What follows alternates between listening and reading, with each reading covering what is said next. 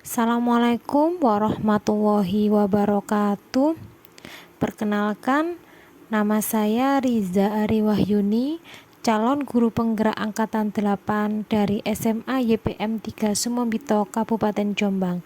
Di sini saya akan memaparkan tentang koneksi antar materi, kesimpulan, dan refleksi modul 1.2. Dalam merefleksi modul 1.2, saya akan mencoba menggunakan model refleksi 4P, yaitu peristiwa, perasaan, pembelajaran, dan penerapan. Yang pertama yaitu peristiwa. Momen yang paling penting menurut saya yang pertama, mempelajari modul 1.1 terkait filosofis pemikiran KHD sebagai acuan pendidik, sedangkan modul 1.2 terkait nilai dan peran guru penggerak.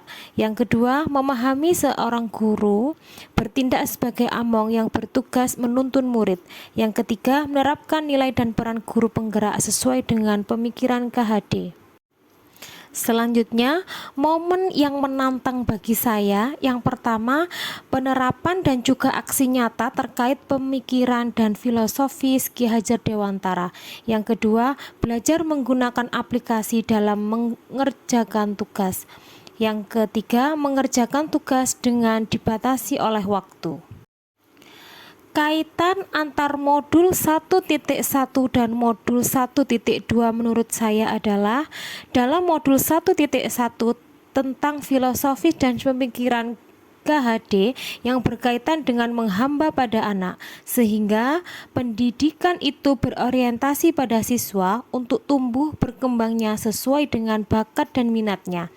Sesuai dengan kita sebagai guru harus bisa menanamkan peran dan juga nilai guru penggerak dalam mencapai hal tersebut, karena kita sebagai guru adalah pelaksana pendidikan.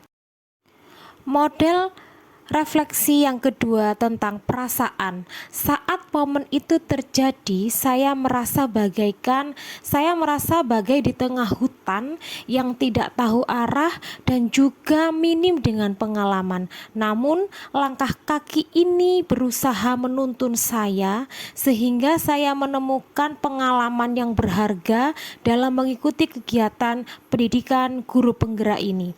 Sebagai pendidik yang sangat minim pengalaman, saya harus banyak belajar, berbenah, dan juga menjadi tantangan tersendiri dalam mengimplementasikan ilmu yang saya dapatkan.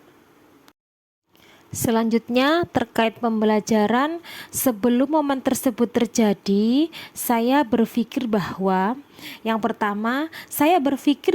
pembelajaran yang baik adalah ketika murid di dalam kelas itu tertib, diam, duduk, dan mendengarkan guru, karena guru sebagai pusat pembelajaran.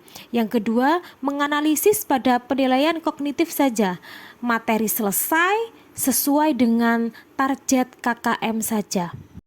Selanjutnya, terkait pembelajaran, sebelum momen tersebut terjadi, saya berpikir bahwa pembelajaran yang baik adalah ketika murid di dalam kelas itu tertib, diam, duduk, dan mendengarkan guru, karena guru sebagai pusat pembelajaran. Yang kedua, menganalisis pada penilaian kognitif saja, materi selesai sesuai dengan target KKM saja. Selanjutnya yaitu model refleksi yang keempat tentang penerapan. Yang pertama, berpihak pada murid, artinya bersikap sebagai among dan menuntun siswa agar mencapai cita-citanya. Yang kedua yaitu inovatif, artinya mampu menghadirkan pembelajaran sesuai dengan kebutuhan peserta didik. Menghadirkan pembelajaran di mana siswa membangun sendiri pengetahuannya. Yang kedua yaitu reflektif, artinya sebagai seorang guru harus melihat dari sisi positif saran dan kritik untuk memperbaiki kualitas sebagai pendidik. Selanjutnya yaitu mandiri, artinya mau memunculkan motivasi dalam dirinya untuk berbuat perubahan di lingkungan sekitarnya. Perilaku tersebut adalah mau merefleksi dan introspeksi terhadap kegiatan pembelajaran yang dilakukan. Yang terakhir yaitu tentang kolaboratif atau kolaborasi, yang artinya kita sebagai seorang guru harus bisa membangun kerjasama yang positif dan harmonis dengan seluruh warga sekolah, dengan lingkungan sekolah demi kemajuan lembaga. Sekian yang dapat saya sampaikan. Guru bergerak Indonesia Maju.